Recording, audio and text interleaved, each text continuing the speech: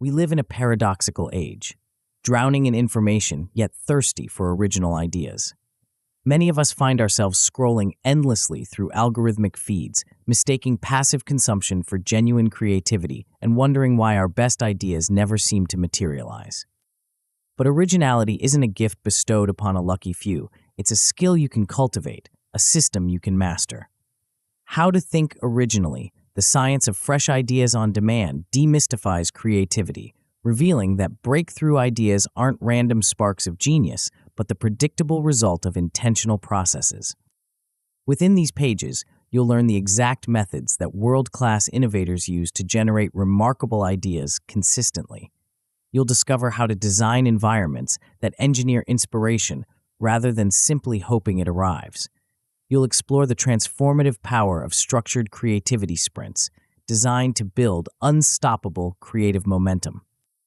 This book is your blueprint for originality, structured around a proven framework, the Originality Equation, which you can measure, optimize, and leverage for exponential creative results. Whether you've battled creative blocks or simply seek to elevate your thinking to new heights, this approach provides clarity, consistency, and control. Your journey toward consistent originality begins now. Let's get started. Chapter 1: Ignition. Your phone buzzes. Another notification, another article, another must-read thread that promises the secret to breakthrough thinking. You save it to your reading list, the digital graveyard where ideas go to die. 3 hours later, you're still scrolling, still consuming, still waiting for that lightning bolt of inspiration that never comes. Meanwhile, your drafts folder grows fat with half-finished thoughts. Your calendar fills with research blocks that produce nothing shippable. Your competitors, the ones who seemed less talented just 6 months ago, are suddenly everywhere, building audiences, landing deals, setting the agenda while you're still getting ready. This is the creativity trap of our time, mistaking consumption for creation, confusing motion with progress, waiting for permission that never arrives. The sameness epidemic. Here's the brutal truth.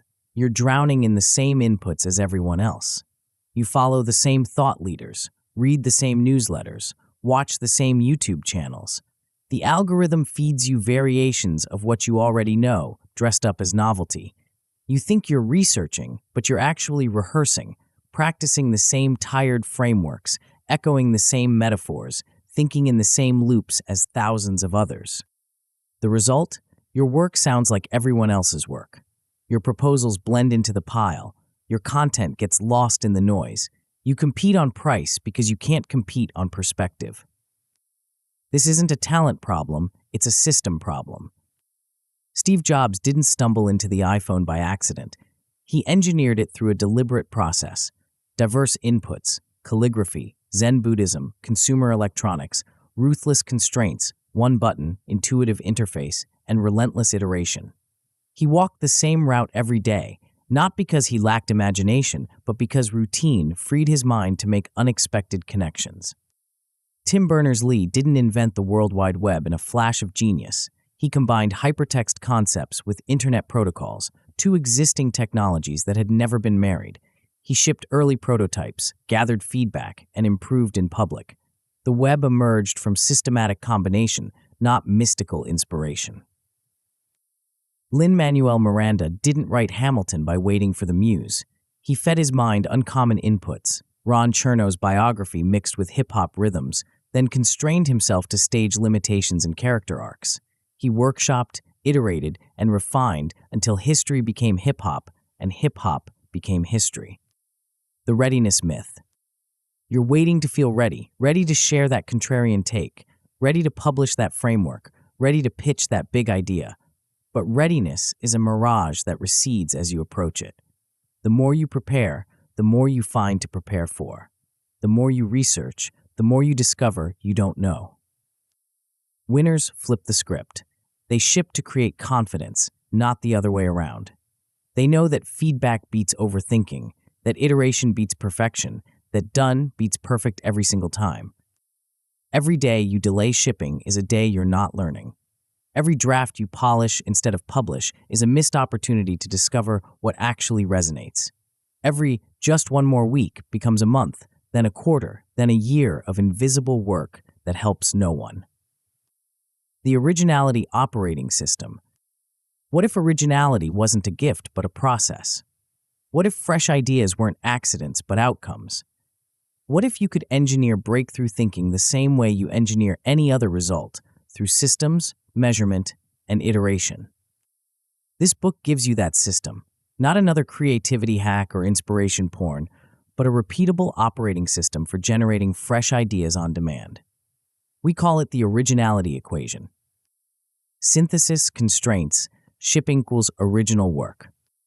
Each variable is controllable. Each can be measured, tuned, and improved. Miss any one, and the whole equation collapses to zero. Master all four, and you multiply your creative output exponentially. Inputs means curating diverse, high-signal sources while cutting algorithmic noise. You'll learn to hunt weak signals, run anti-algorithm protocols, and build an information greenhouse that grows rare ideas. Synthesis means managing your brain states deliberately, toggling between mind-wandering and focused analysis in 90-minute ultradian rhythms. You'll discover how to invite insight, then shape it into useful form. Constraints means using limitations to focus novelty, not kill it. You'll master constraint catalysis, combinational play, and analogical transfer to generate useful variations on purpose. Shipping means moving from spark to artifact faster than your competition. You'll track insight latency, build feedback loops, and turn your work into a compounding asset. Behind this equation lies practical neuroscience. Your brain has two key networks: the default mode network that links distant concepts during rest, and the control network that evaluates and structures ideas during focus. Most people toggle between these randomly. You'll learn to alternate them intentionally. You'll also discover how memory reconsolidation, the brain's tendency to rewrite memories when revisited, can turn old notes into new insights. How explore-exploit rhythms from search theory can balance discovery with execution. How network thinking can create a personal knowledge graph that compounds over time. The 30-day sprint. By the end of this book, you'll have a personal creativity operating system. But you don't need to wait until the end to see results. In the next 30 days, you can redesign your input diet, cutting 50% of low-signal sources while adding high-entropy alternatives. Install 3 90-minute synthesis blocks per week, each ending with a concrete insight. Ship one distinct artifact weekly, building momentum and gathering feedback. Track your insight latency, the time from spark to shipped work, and watch it shrink. You'll learn one-tap capture techniques that save fleeting sparks, nightly question stacking that keeps your subconscious solving problems while you sleep, weekly triage sessions that move notes from capture to creation, constraint frameworks that turn vague ideas into sharp insights. The path ahead. The chapters that follow aren't just theory, they're a roadmap. Equation shows you how to measure and tune each variable for maximum impact. Inputs teaches you to build an information greenhouse that grows rare ideas. Rhythms reveals how to toggle brain states on a schedule, making insight predictable instead of accidental. Capture eliminates the tragedy of lost sparks through zero-friction systems and strategic questioning. Assembly shows you how to generate novelty on purpose through constraints, remixing, and analogical thinking. Search balances exploration with exploitation, adding focused randomness without losing momentum. Compounding turns isolated notes into a networked knowledge graph that accelerates insight generation. Momentum integrates everything into a sustainable personal cadence that makes originality feel inevitable, not accidental. Winners versus losers. The difference between winners and losers in the creativity game isn't talent, it's approach. Losers binge content, copy trends, and wait for inspiration. They confuse cleverness with usefulness, protect their ego over their progress, and mistake busy work for real work. They research endlessly but ship rarely. They optimize for feeling smart instead of being useful. Winners design their inputs, measure their outputs, and ship consistently. They ask better questions, look where others don't, and treat feedback as training data, not judgment.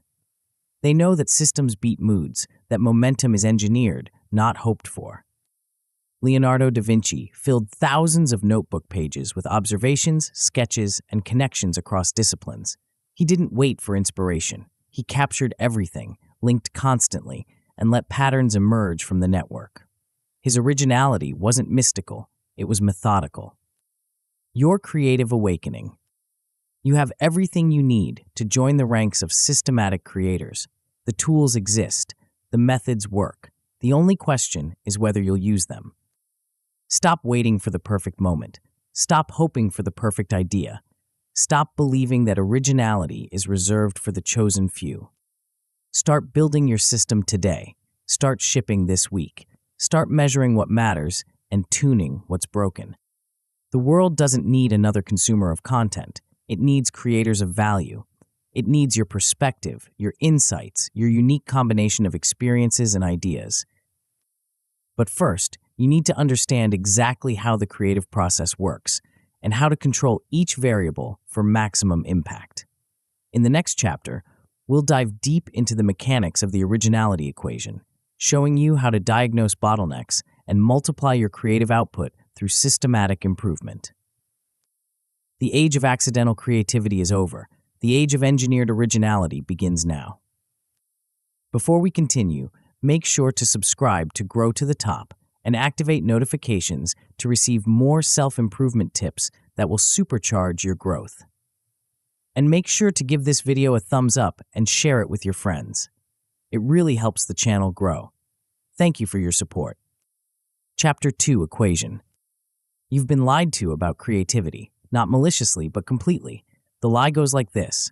Original ideas are lightning strikes, unpredictable, uncontrollable, and reserved for the chosen few.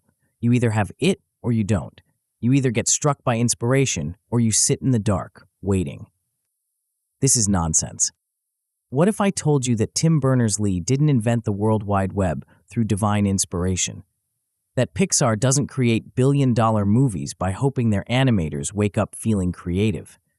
That the most prolific creators in history, from Leonardo da Vinci to Lin-Manuel Miranda, all followed a hidden pattern that you can decode and replicate? The pattern is an equation, not a mystical formula, but a practical framework that turns the chaos of creativity into a controllable system. Once you see it, you can't unsee it. Once you use it, you'll never go back to hoping for lightning. The multiplication trap. Here's where most people get it wrong. They think creativity is additive. Do more research, plus attend more conferences, plus read more books, plus follow more thought leaders, and eventually you'll have enough raw material to create something original. Wrong. Creativity is multiplicative. And in multiplication, any variable that equals 0 makes the entire equation 0. You can consume 1,000 articles, but if you never capture the insights, your output is 0. You can capture brilliant sparks, but if you never synthesize them under constraints, your output is 0. You can synthesize beautiful concepts, but if you never ship them, your output is 0. This is why talented people often produce less than systematic people. Talent without system is like horsepower without transmission. Lots of energy, no forward motion. The equation that governs all original work is deceptively simple. Inputs, synthesis constraints shipping original work. Each variable is controllable. Each can be measured, improved, and optimized. Miss any one and everything collapses. Master all four, and you don't just add to your creative output, you multiply it exponentially. The clarity advantage. Most creativity advice is useless because it's vague. Be more creative. Think outside the box. Follow your passion. These aren't instructions, they're wishes. You can't improve what you can't measure, and you can't measure what you can't define. The equation changes everything because it makes the invisible visible. Instead of wondering why you're stuck, you can diagnose exactly where the bottleneck lives.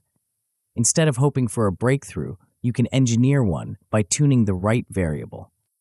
When Tim Berners-Lee created the World Wide Web, he wasn't struck by lightning. He systematically combined inputs from computer science and publishing, constrained himself to work within CERN's existing infrastructure, synthesized hypertext with internet protocols, and shipped early prototypes that he improved through rapid iteration. Each variable was deliberate, each was measurable, each was optimized. The result? He didn't just create a website, he created the foundation for the entire digital economy. The leverage effect. Here's the beautiful part about multiplicative systems. Small improvements in each variable create dramatic improvements in total output. Increase your input quality by 20%, your synthesis efficiency by 20%, your constraint clarity by 20%, and your shipping speed by 20%, and you don't get 20% better results. You get more than double the results. This is why systematic creators seem to have supernatural productivity. They're not working harder, they're working multiplicatively. While others optimize one variable endlessly, systematic creators improve all variables modestly and watch their output explode. Pixar's Brain Trust exemplifies this approach. They don't just rely on talented directors and animators, they've systematized creativity itself. Diverse inputs from storytelling, technology, and psychology, structured synthesis through regular feedback sessions, clear constraints that prioritize story over spectacle, rapid shipping of rough cuts to test and iterate.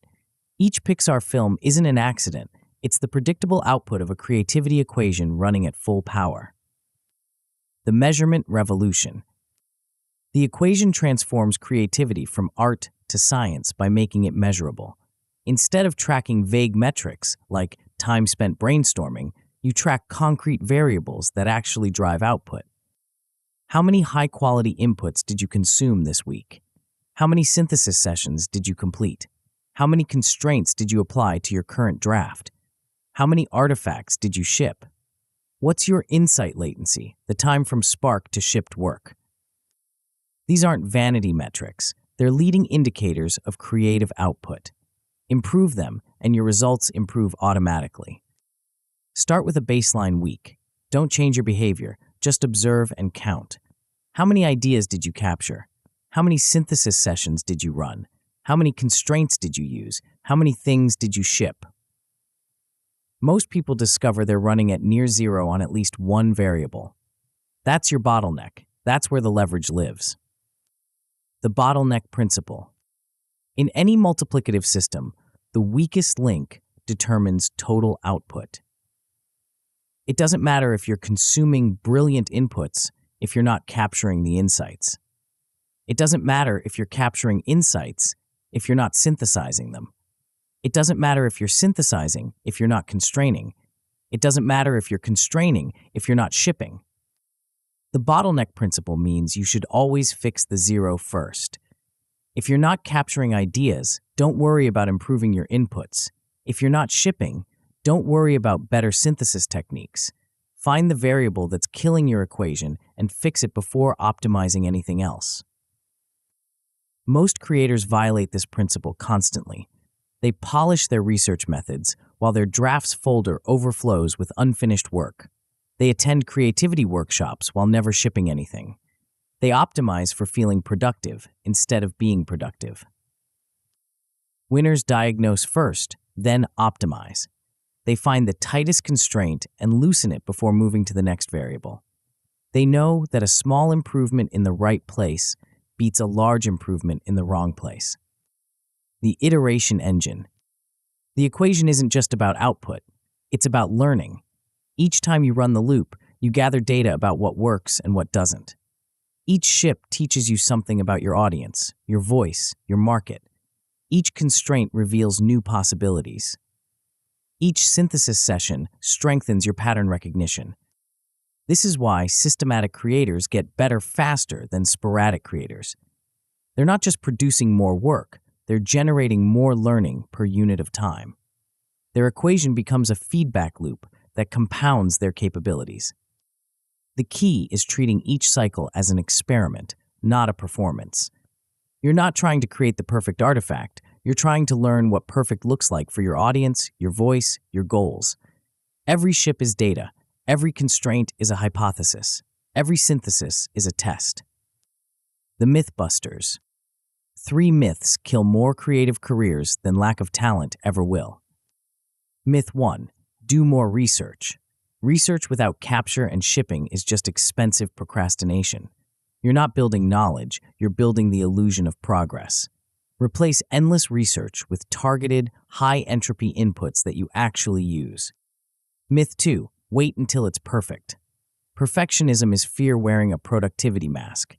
You're not protecting quality, you're avoiding feedback. Shipping creates quality through iteration, not the other way around. Set quality floors, not ceilings. Myth 3. Constraints kill creativity. Constraints focus creativity by shrinking the search space and forcing decisive trade-offs. The sonnet didn't limit Shakespeare, it liberated him to explore infinite variations within a defined structure. Constraints don't kill originality, they concentrate it. The dashboard discipline. Running the equation requires measurement, and measurement requires a simple dashboard. Not a complex spreadsheet with dozens of metrics, but a one-page tracker that shows the variables that matter. Track your weekly capture count. How many ideas made it from your head to your notes? Track your synthesis blocks. How many focused sessions you completed? Track your constraints per draft. How many limitations you imposed to focus your thinking? Track your ships. How many artifacts you released to the world? Track your insight latency, the days from spark to shipped work. These 5 metrics tell you everything you need to know about your creative system. When output drops, you can trace it back to the specific variable that broke down. When output spikes, you can identify what you did right and repeat it. The dashboard isn't about judgment, it's about awareness. You're not trying to hit perfect numbers every week. You're trying to understand your patterns, identify your bottlenecks, and make small improvements that compound over time. The sprint strategy. Don't try to optimize all variables simultaneously. That's a recipe for overwhelm and abandonment. Instead, run 2-week lever sprints. Pick one variable, set a modest improvement target, and focus exclusively on moving that number. If capture is your bottleneck, spend 2 weeks installing better capture habits. If synthesis is weak, focus on scheduling and protecting synthesis blocks. If constraints are missing, practice applying one constraint per draft.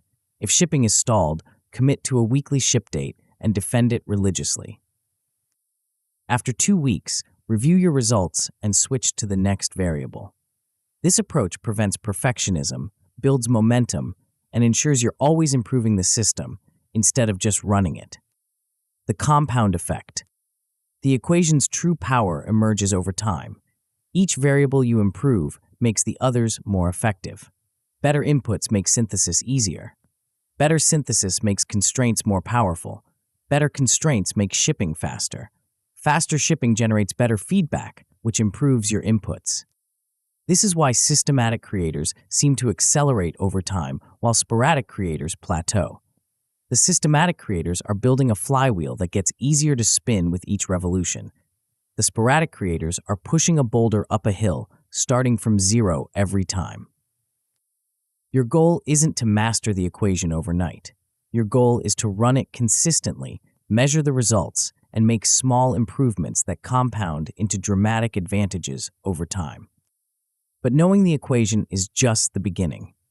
Each variable has its own science, its own techniques, its own optimization strategies. The next chapter reveals the first variable and the most counterintuitive truth about where breakthrough ideas actually come from. Chapter 3. Inputs. Your Twitter feed is killing your creativity. So is your LinkedIn timeline, your YouTube recommendations, and that Slack channel where everyone shares interesting articles.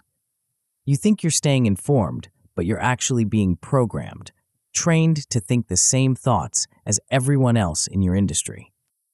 The algorithm knows what you like. It feeds you more of the same. Your inputs become increasingly homogeneous, your thoughts increasingly predictable, your work increasingly forgettable. You're not consuming information, you're consuming conformity. But what if the secret to breakthrough thinking isn't consuming more information, but consuming different information? What if originality isn't about working harder, but about looking where others don't? What if the first variable in the creativity equation, inputs, is actually the most counterintuitive? the sameness machine. Every morning, millions of creators wake up and check the same feeds. They read the same newsletters, follow the same thought leaders, consume the same trending topics. By 10 a.m., they're all thinking variations of the same thoughts, using variations of the same frameworks, chasing variations of the same opportunities. This isn't an accident. It's the natural result of algorithmic curation. The algorithm's job isn't to make you original, it's to keep you engaged. And engagement comes from familiarity, not novelty.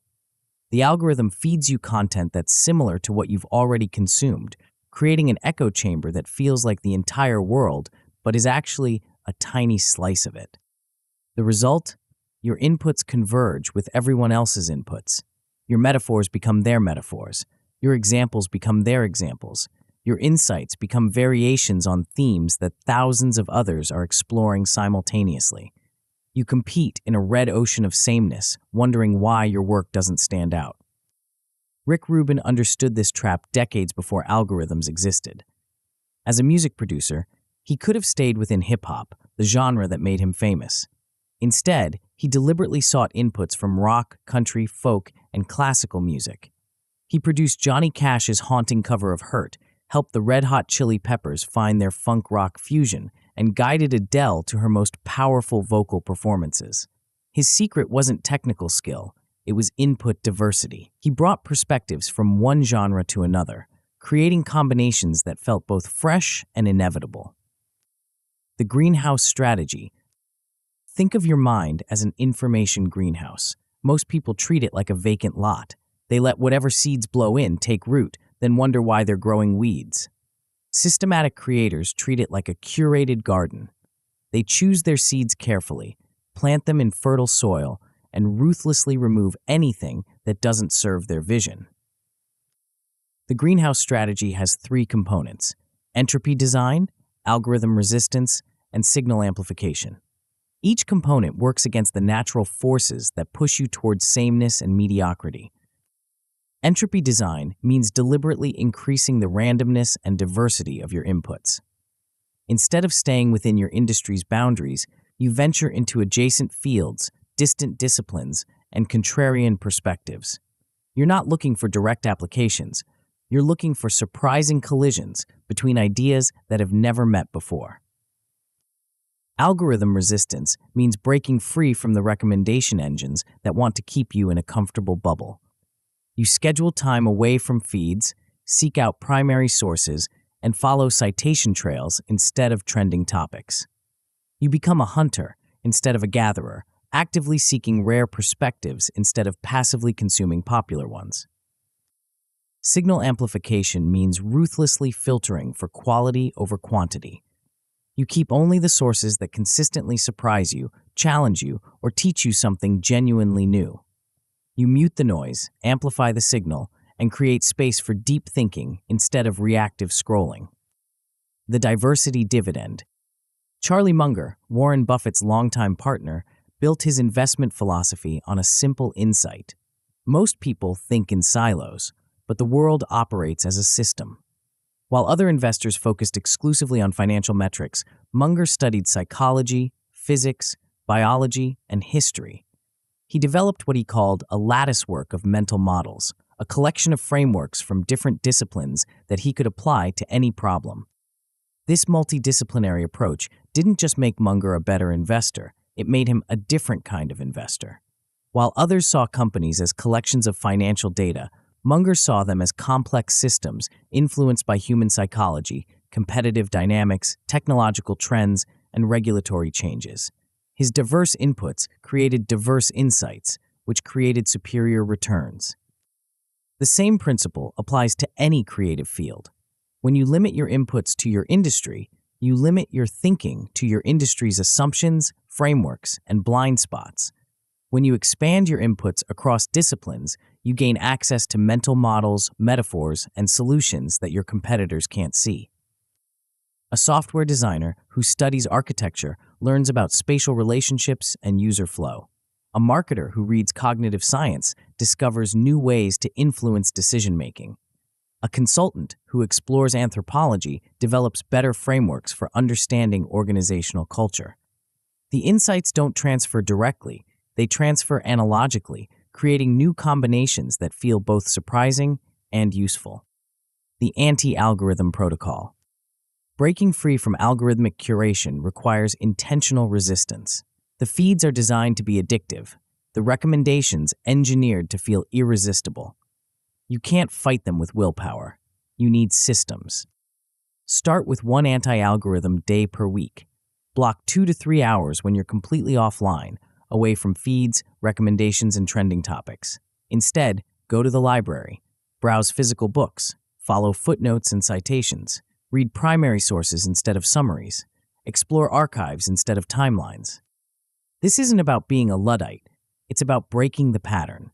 When you step outside the algorithmic bubble, you remember how vast and strange the world of ideas actually is. You discover perspectives that never make it into your feed, questions that never trend, insights that never go viral, but might change how you think about everything. During these offline sessions, follow your curiosity without agenda. Pick up a book on a topic you know nothing about. Read a scientific paper from a field adjacent to yours. Explore a historical period that intrigues you.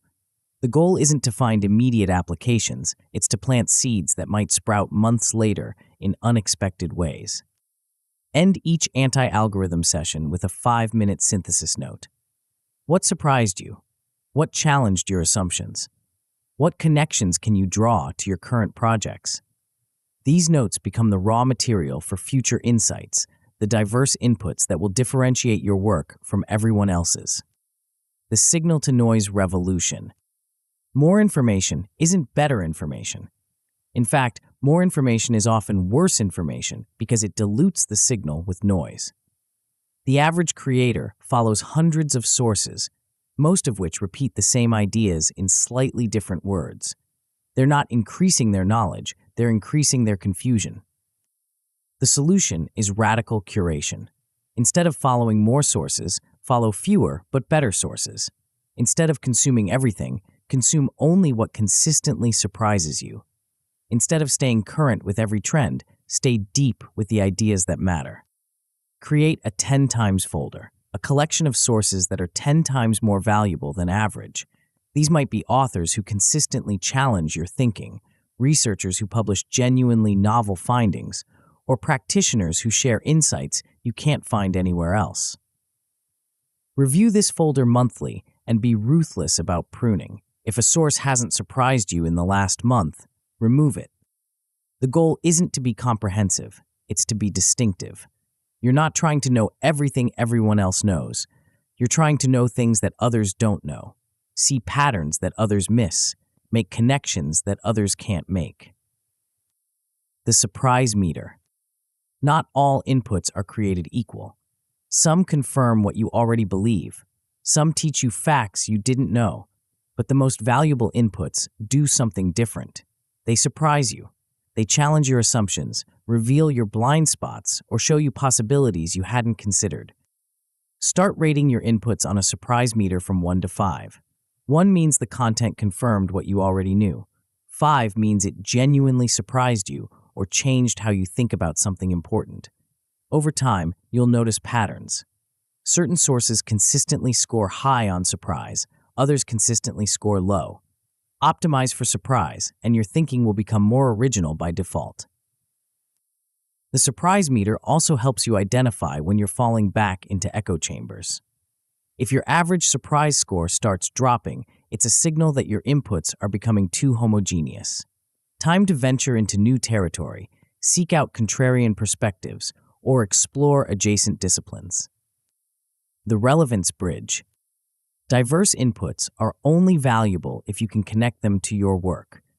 The goal isn't to become a dilettante who knows a little about everything. It's to become a synthesizer who can apply insights from anywhere to the problems you're trying to solve.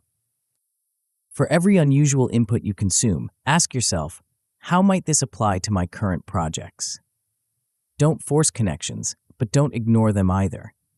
The best insights often come from unexpected analogies, from seeing how a principle from one field might solve a problem in another field.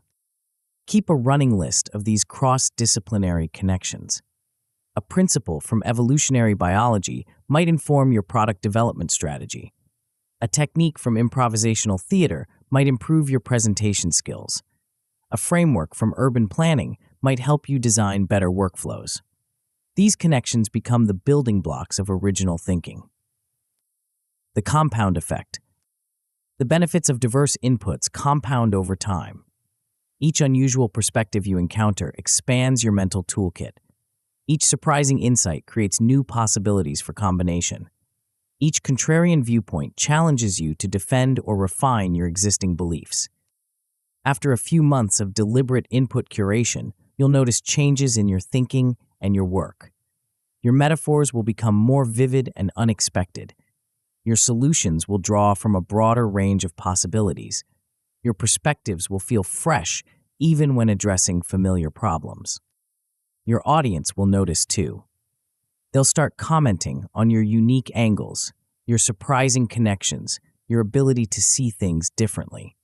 What feels like natural thinking to you will feel like breakthrough insight to them, because they're still trapped in the same algorithmic bubbles that once trapped you. The curation advantage. Most creators are consumers pretending to be curators. They share what's trending, comment on what's popular, and react to what everyone else is discussing. They add their voice to conversations that are already crowded, hoping to stand out through volume or speed. Systematic creators flip this dynamic. They don't just participate in conversations, they start them. They don't just react to trends, they spot them before they trend. They don't just consume culture, they create it. This shift happens naturally when you optimize your inputs for diversity and surprise instead of popularity and relevance. You start seeing patterns that others miss, making connections that others can't make, asking questions that others haven't thought to ask. Your curation becomes your competitive advantage. Your unique perspective becomes your brand. But inputs are just the beginning. Having diverse, high-quality raw materials is essential, but it's not sufficient. You also need to process those materials in a way that generates genuine insights instead of clever observations. The next chapter reveals the hidden science of how your brain actually creates new ideas and how to trigger that process on command. Chapter 4. Rhythms. Einstein's greatest insights didn't come at his desk. They came during his daily walks through Princeton, when his mind was free to wander and make unexpected connections. The theory of relativity wasn't born from intense focus. It emerged from the interplay between relaxed contemplation and rigorous analysis, between letting go and bearing down. Most creators get this backwards. They think breakthrough thinking requires marathon sessions of pure concentration. They block out entire days for deep work, then wonder why they produce shallow results. They confuse busy with productive, grinding with creating, time spent with value generated. The secret isn't working harder. It's working with your brain's natural rhythms instead of against them. Your mind has two distinct modes of operation, and learning to toggle between them deliberately is the difference between hoping for inspiration and engineering it on demand. The two-network brain. Your brain isn't a single thinking machine. It's two complementary networks that work best when they alternate, not when they compete. Neuroscientists call them the default mode network and the control network, but you can think of them as the wanderer and the editor. The wanderer activates when you're not focused on the outside world, when you're walking, showering, staring out the window, or lying in bed before sleep. This network connects distant memories, makes unexpected associations, and generates the raw material of insight. It's where aha moments are born, where creative leaps happen, where solutions to problems you weren't consciously working on suddenly appear. The editor activates when you need to focus, analyze, and execute, when you're writing, calculating, problem-solving, or making decisions. This network evaluates ideas, structures thoughts, and turns insights into actionable form. It's where good ideas become great execution, where creative sparks become finished work. Here's the crucial part. These networks can't operate simultaneously at full power. When one is active, the other is suppressed. Try to force both at once, and you get neither wandering nor editing. You get stuck in the middle, spinning your wheels, producing work that feels forced and forgettable. Most people toggle between these networks randomly, accidentally, inefficiently. They wait for inspiration to strike during focused work sessions, then wonder why it doesn't come. They try to edit while they're generating, killing ideas before they're fully formed. They work against their biology instead of with it. The rhythm revolution. Albert Einstein understood this intuitively. He structured his days around deliberate alternation between wandering and editing. Morning walks to let his mind roam freely, followed by focused desk time to formalize his insights. He didn't just stumble into breakthrough thinking, he engineered the conditions that made it inevitable. Steve Jobs took this approach even further. He turned walking into a business tool, conducting important meetings while strolling through Palo Alto. The movement freed his mind to make connections that wouldn't emerge in a conference room. Some of Apple's most important decisions were made not at a boardroom table, but on a sidewalk, when Jobs' wandering network was fully engaged. This isn't mystical, it's mechanical. When you alternate between wandering and editing deliberately, you harness both networks at their peak efficiency. You generate more raw material during wandering phases, then shape it more effectively during editing phases. You work with your biology instead of against it. The key is making this alternation systematic, not accidental. You can't just hope for good timing. You need to create it through rhythmic scheduling that honors how your brain actually works. The ultradian advantage. Your attention operates in natural cycles called ultradian rhythms, roughly 90-minute periods of high focus, followed by 20-minute periods of natural recovery. These aren't arbitrary numbers. They're biological realities that govern everything from sleep cycles to hormonal fluctuations to cognitive performance. Most people fight these rhythms. They try to maintain peak focus for hours at a time, then wonder why their thinking becomes fuzzy and their work becomes forced. They drink more coffee, take more stimulants, push harder against their biology, and produce diminishing returns. Systematic creators work with these rhythms instead of against them. They structure their creative work in 90-minute blocks, with real recovery between sessions. They honor the natural ebb and flow of attention instead of trying to override it through willpower. This approach doesn't just feel better, it produces better results. Shorter, more intense sessions generate higher quality thinking than longer, more diffuse ones. Recovery periods aren't wasted time. They're when the wandering network does its best work, making connections that wouldn't emerge during focused sessions. The 90-minute block becomes your basic unit of creative work. Not the hour, not the half-day, not the all-nighter. 90 minutes of protected, focused synthesis, preceded by wandering and followed by recovery. Repeat this pattern consistently, and you'll produce more breakthrough thinking in a week than most people produce in a month. The toggle technique. The transition between wandering and editing isn't automatic. It requires deliberate triggering. You need a ritual that shifts your brain from one mode to the other, a bridge between contemplation and creation. Start each synthesis block with 10 to 30 minutes of pure wandering. Leave your phone behind, walk a familiar route, or sit in a quiet space. Don't try to solve specific problems. Just let your mind roam freely. Think about whatever emerges naturally. Follow tangents. Make unexpected connections. Trust the process. This isn't procrastination, it's preparation. You're priming the wandering network to generate raw material that the editing network can later refine. You're creating the conditions for insight to emerge naturally instead of trying to force it through pure concentration. After the wandering phase, transition deliberately into editing mode. Return to your workspace, set a timer for 90 minutes, and focus intensely on a specific creative challenge.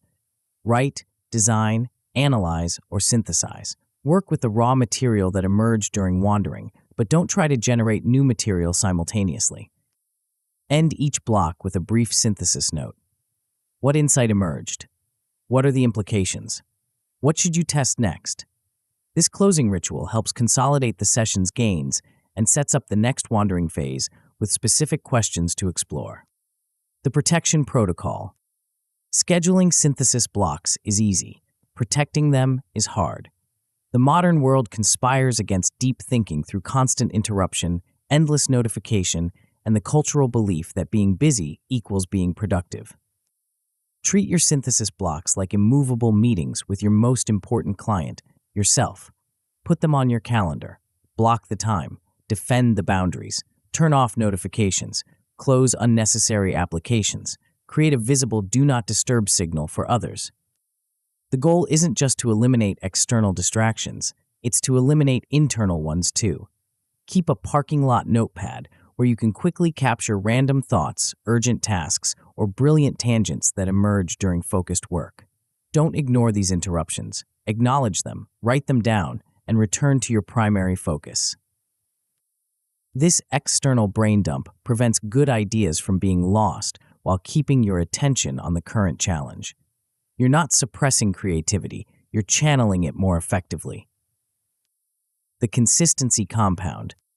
The power of rhythmic thinking emerges through repetition, not perfection. One well-executed synthesis block might generate a useful insight. 3 blocks per week, sustained over months, will transform how you think and work. Consistency matters more than intensity. Better to run 3 90-minute blocks weekly for a year than to attempt daily marathons that you abandon after 2 weeks. Better to honor the rhythm imperfectly than to ignore it completely. Schedule your blocks for the same times each week: Monday, Wednesday, Friday mornings, Tuesday and Thursday afternoons, whatever works for your schedule and energy patterns. The specific timing matters less than the consistency. You're training your brain to enter creative states on command, and that training requires repetition. Over time, the toggle between wandering and editing becomes automatic. You'll find yourself naturally shifting into contemplative mode during walks, then smoothly transitioning into focused mode when you sit down to work. The rhythm becomes internalized, effortless, powerful. The marathon myth. Deep work doesn't mean long work. In fact, the opposite is often true. Extended sessions of forced focus produce diminishing returns, mental fatigue, and work that feels labored rather than inspired. The marathon myth convinces creators that they need entire days or weeks of uninterrupted time to produce meaningful work. They wait for perfect conditions that never arrive, then feel guilty about their lack of progress. They confuse time spent with value created, hours logged with insights generated. The reality is that breakthrough thinking happens in bursts, not marathons. The key insight that transforms a project often emerges in minutes, not hours. The challenge isn't finding more time, it's using the time you have more effectively. 3 well-executed 90-minute blocks will outperform a poorly structured 8-hour day.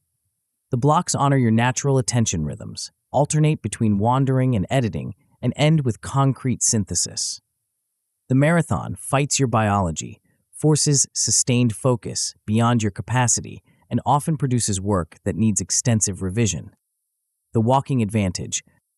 Movement isn't just good for your body, it's essential for your thinking. Walking, in particular, seems to activate the wandering network in ways that sitting still cannot. The rhythm of footsteps, the changing scenery, the gentle physical activity all contribute to a mental state that's optimal for making unexpected connections. This isn't New Age mysticism, it's measurable neuroscience. Studies show that walking increases creative output by an average of 60% compared to sitting. The effect persists even after the walk ends, suggesting that movement primes the brain for enhanced creative thinking.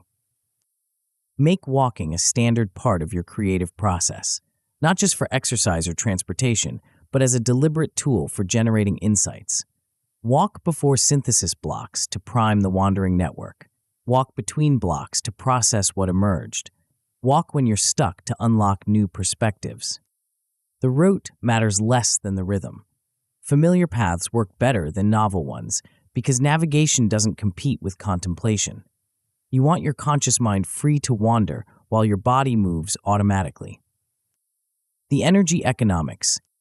Traditional productivity advice treats energy as infinite and attention as controllable through willpower. Both assumptions are wrong. Energy is finite, and attention follows natural rhythms that you can work with or against, but not override indefinitely. Working with your rhythms isn't just more pleasant, it's more productive. Short bursts of intense focus, followed by real recovery, generate higher quality output than extended periods of forced concentration. You produce more by working less, but working smarter. This approach also prevents the creative burnout that plagues many ambitious creators. Instead of grinding until you're empty, you work in sustainable cycles that maintain high performance over time. You build a creative practice that energizes rather than depletes, that compounds rather than consumes. The trust factor. Rhythmic creation builds trust with your team, your audience, and yourself. When you work in predictable cycles, others know when to expect deliverables. When you honor your creative rhythms, you stop negotiating with yourself about when and how to work. When you produce consistently, you build confidence in your ability to generate insights on demand.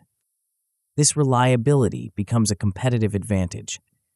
While others struggle with creative blocks and inconsistent output, you deliver fresh thinking on schedule. While others wait for inspiration, you engineer it through systematic rhythm management. The rhythm becomes self-reinforcing.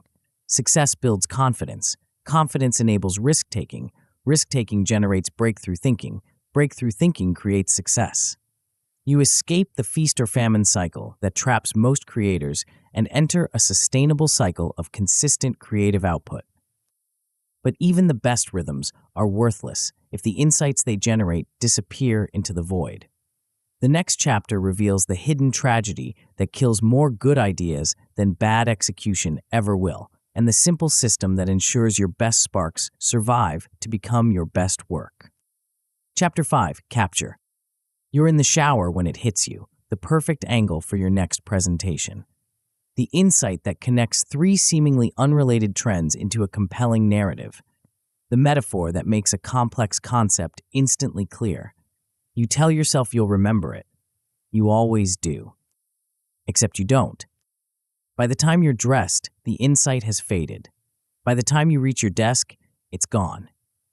By the time you sit down to write, you're staring at a blank page, wondering where that brilliant idea went. You know you had something good, but you can't quite recall what it was. This tragedy plays out thousands of times every day in creative minds around the world. Brilliant sparks appear, then vanish. Breakthrough insights emerge, then evaporate. The raw material of originality is constantly being generated and constantly being lost. What if the difference between prolific creators and struggling ones isn't talent, but something much simpler?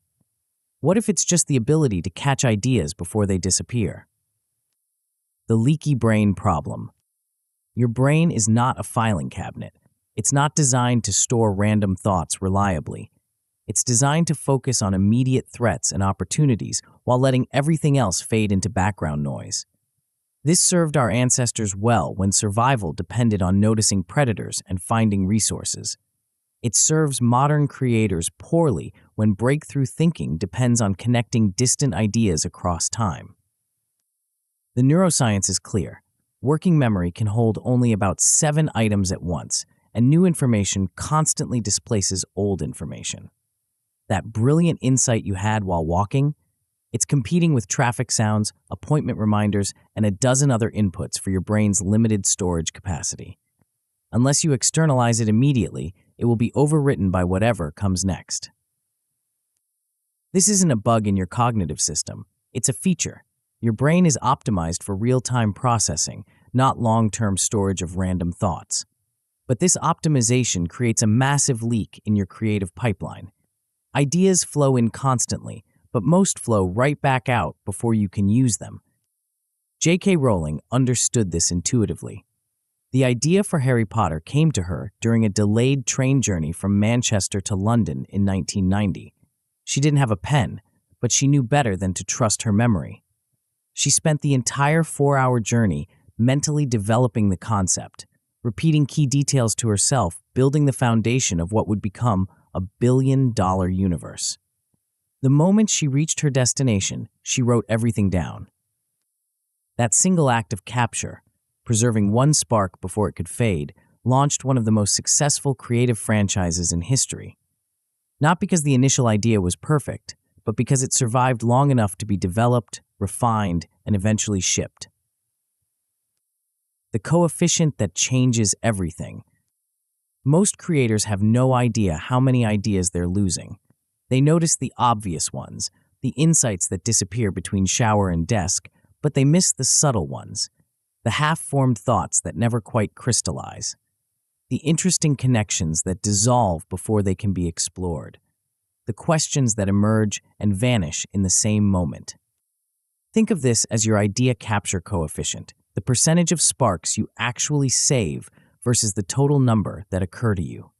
Most people operate at a coefficient below 20%. They catch only the most obvious, most persistent ideas while letting the subtle, surprising ones slip away. Systematic creators operate at coefficients above 80%.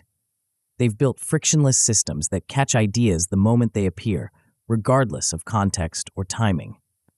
They've learned to externalize thoughts instantly before their brain's natural filtering system can discard them.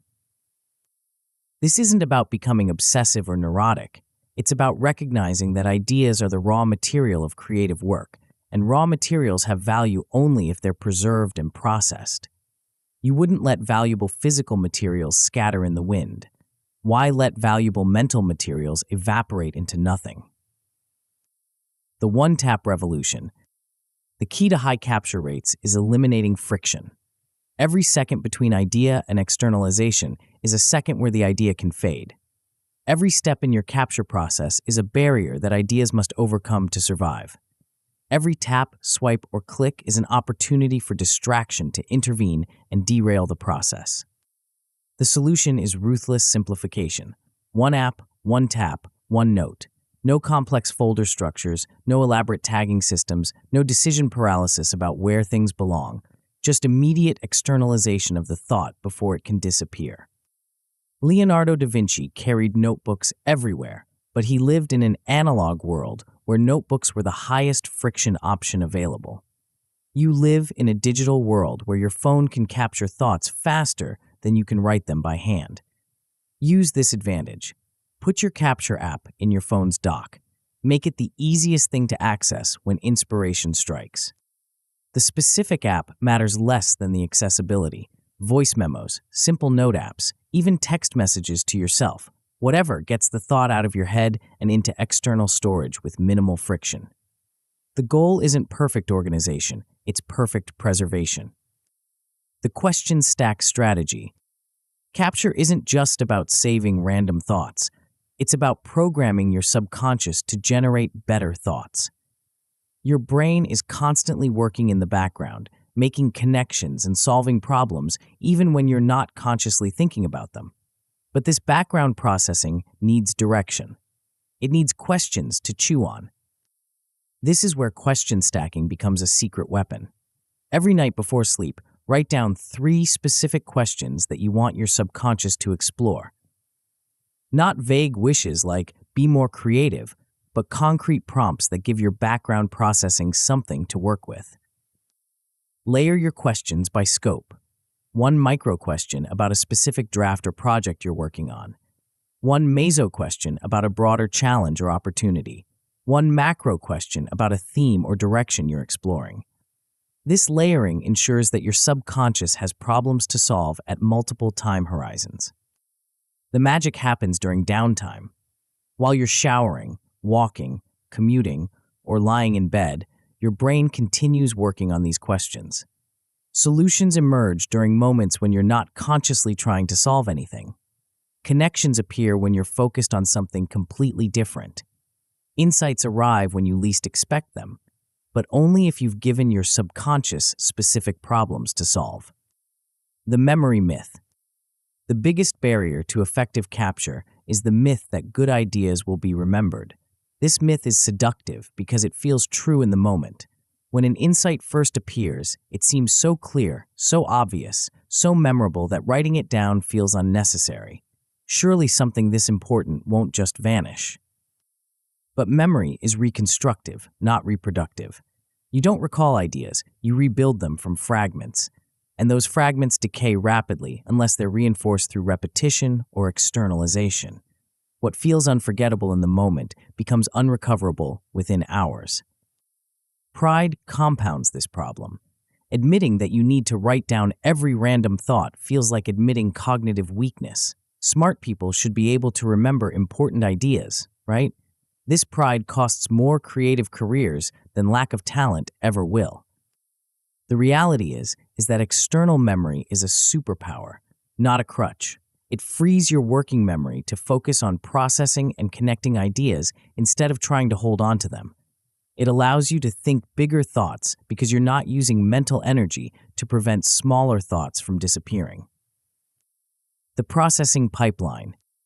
Capture without processing is just hoarding. The goal isn't to accumulate thousands of random notes, it's to transform raw sparks into refined insights that can fuel your creative work. This requires a simple but disciplined processing pipeline that moves ideas from capture to creation. Start with weekly triage sessions, 30 minutes every Friday to review what you've captured during the week. Sort everything into 4 categories: keep and develop, link to existing projects, schedule for future exploration, or delete as no longer relevant. The key is being ruthless about promotion. Don't just keep ideas, actively develop the most promising ones. Turn 2 sparks each week into 30-minute mini drafts.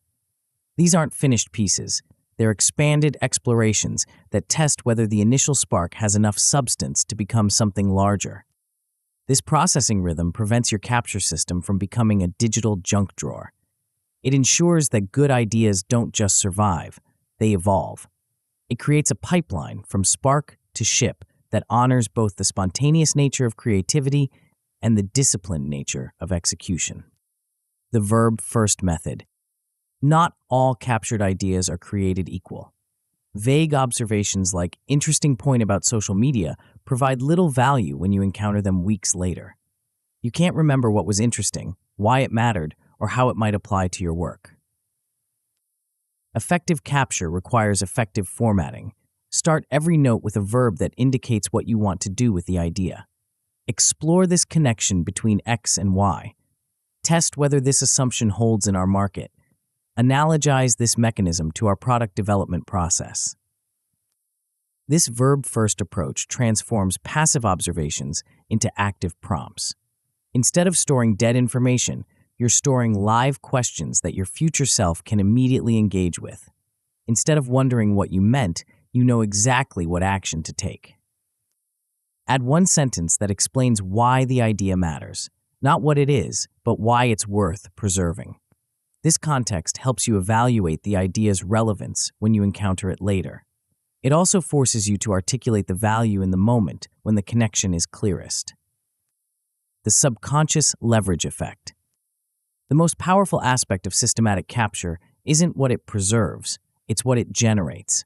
When you consistently externalize thoughts and stack questions, you train your subconscious to be more productive. You create a feedback loop where better capture leads to better thinking, which leads to more ideas worth capturing. Your brain learns that ideas will be preserved and developed, so it becomes more generous in generating them. You start noticing connections you would have missed before. You begin asking questions that wouldn't have occurred to you previously. Your default mode network becomes more active because it knows its output will be valued and used. This creates a compound effect where your capture system doesn't just preserve existing creativity, it amplifies it. The act of capturing ideas generates more ideas. The discipline of processing sparks creates more sparks. The habit of asking questions produces better questions. The confidence cascade. A robust capture system eliminates one of the most paralyzing fears that plague creators, the fear of having nothing to say. When you can see a growing collection of captured sparks, processed insights, and stacked questions, you never face a blank page with an empty mind. This visible inventory of ideas creates confidence that compounds over time. Small wins, successfully capturing and developing a few sparks, trigger bigger bets. You become more willing to explore unusual angles because you know you can preserve and develop whatever emerges. You take more creative risks because you have a safety net of captured alternatives. The confidence cascade extends beyond individual projects to your entire creative identity. Instead of hoping for inspiration, you engineer it. Instead of waiting for breakthrough moments, you manufacture them. Instead of depending on luck, you create your own creative luck through systematic capture and development. The simplicity imperative. The biggest threat to effective capture is complexity creep. The temptation to build elaborate systems with multiple apps, complex workflows, and sophisticated organization schemes. These systems feel productive to design, but become barriers to actual use. Complexity kills capture because it introduces friction at the moment when friction is most deadly, when an idea first appears. If your system requires decisions about categories, tags, or locations, you'll hesitate. If it requires multiple steps or app switches, you'll delay. If it requires any significant cognitive load, you'll often skip it entirely. The best capture systems are almost invisible. They require no decisions, no organization, no complex workflows, just immediate externalization followed by periodic processing. The sophistication happens during triage and development, not during the initial capture moment. The pipeline promise. Effective capture transforms the creative process from feast or famine to steady abundance. Instead of waiting for lightning to strike, you create conditions for consistent sparks. Instead of hoping for breakthrough sessions, you build a pipeline that delivers insights on schedule. This reliability changes everything. You can commit to shipping deadlines because you know you'll have material to work with. You can take on ambitious projects because you trust your ability to generate the necessary insights. You can build a reputation for consistent originality because you have systems that make originality systematic. But capture is just the beginning. Having a collection of preserved sparks is valuable only if you can transform them into finished work that creates impact. The next chapter reveals the hidden art of turning raw material into refined insights, and why the secret isn't addition, but strategic subtraction. Chapter 6. Assembly. You have a pile of captured sparks, a collection of diverse inputs, a rhythm that generates insights on schedule, but when you sit down to create something original, you freeze. The blank page mocks you. The cursor blinks accusingly. You have all the raw materials, but no idea how to transform them into something that feels both fresh and useful. This is the assembly problem, the gap between having good ingredients and cooking a memorable meal. Most creators get stuck here, paralyzed by infinite possibilities. They stare at their notes, hoping for divine inspiration to strike, waiting for the perfect combination to reveal itself magically. But what if originality isn't about waiting for lightning? What if it's about deliberately engineering collisions between ideas that have never met before? What if the secret to breakthrough thinking isn't inspiration, but a systematic approach to recombining existing elements in unexpected ways? The paradox of infinite choice. When you have unlimited options, you often end up with nothing. This is the paradox that traps most creators when they try to turn captured sparks into finished work. With no constraints to guide their choices, they wander aimlessly through possibility space, never committing to a direction long enough to develop it fully. Pablo Picasso understood this paradox intuitively. When he co-invented Cubism, he didn't start with infinite freedom. He started with severe constraints. He limited himself to geometric forms, restricted his color palette, and challenged the conventional rules of perspective. These limitations didn't kill his creativity, they focused it into something revolutionary. The constraint to show multiple viewpoints simultaneously on a single plane forced Picasso to invent new visual languages. The restriction to geometric forms pushed him to discover ways of representing reality that had never been attempted. The limitation of working within existing artistic traditions while breaking them created tension that generated entirely new possibilities. This is the first secret of systematic assembly. Constraints don't limit creativity, they concentrate it.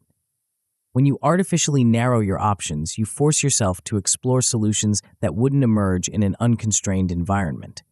You push beyond obvious choices into territory that feels both surprising and inevitable. The constraint catalyst effect. Think of constraints as creative catalysts. They don't change the fundamental elements you're working with, but they dramatically accelerate the rate at which new combinations form. Without constraints, you might eventually stumble onto interesting ideas through random exploration. With constraints, you engineer those discoveries systematically. The Beatles demonstrated this principle throughout their career. They worked within the severe constraints of radio-friendly song formats, typically 3 to 4 minutes, verse-chorus structures, accessible melodies. But instead of limiting their creativity, these constraints pushed them to pack maximum innovation into minimum space. They couldn't indulge in 20-minute experimental pieces, so they learned to create musical revolutions in 3-minute packages. The constraint of working within popular music formats forced them to make their innovations accessible. The limitation of studio technology in the 1960s pushed them to discover new recording techniques. The restriction of working as a 4-piece band created a creative tension that generated some of the most influential music in history. Your constraints should serve the same function, not as arbitrary limitations, but as focusing mechanisms that push you toward solutions you wouldn't discover otherwise. Choose constraints that force interesting trade-offs, that make you question assumptions, that push you beyond your default approaches. The recombination engine. Once you've established constraints, the next step is systematic recombination, deliberately mixing and matching elements from your captured sparks to generate new possibilities. This isn't random combination. It's strategic collision between ideas that might create unexpected value when merged. Start with a 15-minute remix sprint. Take your core concept and generate 5 quick variations using simple transformation rules. Substitute one element for another. Combine 2 separate ideas into one. Reverse the typical sequence or relationship. Amplify one aspect while minimizing others. Eliminate something that seems essential. The goal isn't to find the perfect solution immediately, it's to generate a range of possibilities that you can evaluate and refine. Most of these variations will be mediocre or unusable, but 1 or 2 might spark insights that transform your entire approach. The key is volume first, evaluation second. This process works because it forces you beyond your first instinct, which is usually the most obvious solution. Your brain naturally gravitates toward familiar patterns and conventional approaches.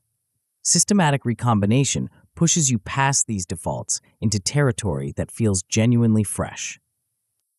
The analogy bridge. The most powerful assembly technique is analogical transfer, borrowing deep structures from one domain and applying them to another. This isn't surface-level metaphor making, it's identifying fundamental mechanisms that work in one context and testing whether they might solve problems in a completely different context. Consider how the pre-flight checklist revolutionized aviation safety. Then ask, what other high-stakes activities might benefit from similar systematic verification processes? The mechanism isn't specific to flying. It's about reducing human error through standardized procedures. That same mechanism might improve surgical outcomes, software deployment, or project launches. The key is mapping mechanisms, not aesthetics. Don't just look for surface similarities. Look for underlying patterns of cause and effect. How does the source domain actually work? What are the core principles that make it effective? How might those principles apply to your challenge?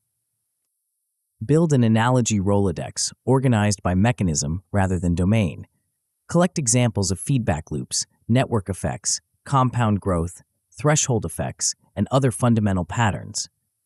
When you encounter a problem, scan your Rolodex for mechanisms that might apply, regardless of where you originally observed them. The useful originality test. Not all original ideas are valuable. Some are merely clever, interesting to contemplate but useless in practice. Others are surprising but irrelevant to real problems. The goal isn't just to be different, it's to be different in ways that create genuine value. Every assembled idea should pass the useful originality test. Does this solve a real problem in a way that's both fresh and effective? If it's only fresh, it's probably just clever. If it's only effective, it's probably not original. You need both surprise and utility to create work that stands out and delivers results. This test prevents you from falling into the cleverness trap, creating ideas that impress other creators but confuse your audience. Your goal isn't to win creativity awards, it's to produce work that changes how people think, feel, or act. Originality without impact is just intellectual masturbation. Test your assembled ideas with real users before you invest significant time in development. Show them early prototypes, rough drafts, or simple explanations. Do they understand the value immediately? Does it solve a problem they actually have? Does it feel both familiar enough to grasp and fresh enough to remember? The style emergence pattern. When you consistently apply assembly techniques to your work, something interesting happens. You develop a recognizable style. Not because you're trying to be stylistic, but because your particular combination of constraints, recombination patterns, and analogical sources creates consistent signatures in your output. This style emergence is valuable because it makes your work memorable and distinctive. People start recognizing your approach before they see your name. They begin seeking out your perspective on new topics because they know you'll offer something they can't get elsewhere. The style isn't arbitrary, it's the natural result of your systematic approach to assembly. Your choice of constraints reflects your values and priorities. Your recombination patterns reflect your mental models and associations. Your analogical sources reflect your diverse inputs and cross-disciplinary thinking. Over time, this style becomes a competitive advantage. It's much harder to copy a systematic approach than to copy individual ideas. Competitors might steal your frameworks or mimic your formats, but they can't replicate the underlying assembly process that generates your distinctive perspective. The speed advantage. Systematic assembly doesn't just produce better ideas, it produces them faster. When you have reliable techniques for generating variations, testing analogies, and applying constraints, you don't waste time staring at blank pages or waiting for inspiration to strike. The assembly process becomes automatic. You encounter a problem, apply your constraint framework, run a quick recombination sprint, test a few analogical transfers, and emerge with multiple viable approaches. What used to take days of uncertain exploration now takes hours of systematic generation. This speed advantage compounds over time. You can afford to test more ideas because each test costs less time and energy. You can take bigger creative risks because you know you can generate alternatives quickly if your first approach doesn't work. You can commit to ambitious deadlines because you trust your ability to assemble solutions on schedule. The remix ethics. Systematic assembly raises important questions about originality and attribution. When you're deliberately recombining existing elements, how do you avoid plagiarism? When you're borrowing mechanisms from other domains, how do you give proper credit? The key is transformation and value addition. You're not copying ideas, you're adapting principles. You're not stealing content, you're applying structures. You're not plagiarizing solutions, you're transferring mechanisms to new contexts where they create new value. Always attribute your sources when possible, especially when borrowing specific frameworks or techniques. But recognize that most assembly work involves such fundamental transformation that direct attribution becomes impossible. You're not copying, you're composting, breaking down existing ideas into their component parts and recombining them into something genuinely new. The ethical test is simple. Are you solving a real problem for your audience? Are you adding genuine value through your assembly process? Are you creating something that wouldn't exist without your particular combination of inputs, constraints, and transformations? If yes, you're doing legitimate creative work, not theft. The iteration imperative. Assembly is rarely perfect on the first attempt. Your initial combinations might be clunky, your analogies might be forced, your constraints might be too tight or too loose. This is normal and expected. The goal isn't to nail it immediately, it's to generate starting points that you can refine through iteration. Treat your first assembly as a prototype, not a final product. Test it with users, gather feedback, identify what works and what doesn't. Then run another assembly cycle, incorporating what you've learned. Apply different constraints, try new combinations, explore alternative analogies. This iterative approach prevents perfectionism from killing progress. You don't need to find the perfect solution immediately. You just need to find a good enough solution that you can improve through testing and refinement. The assembly process gives you raw material to work with, not finished products to ship unchanged. The signature method. As you master assembly techniques, you'll develop your own signature methods, particular combinations of constraints, recombination patterns, and analogical sources that consistently produce valuable results for your specific context and audience. These signature methods become your creative IP, the distinctive approaches that set your work apart from competitors. They're not just techniques you use, they're competitive advantages that compound over time as you refine and improve them through practice. Document your signature methods as you develop them. What constraints do you find most useful? Which recombination patterns generate the best results? What analogical sources do you return to repeatedly? This documentation helps you replicate success and train others in your approach.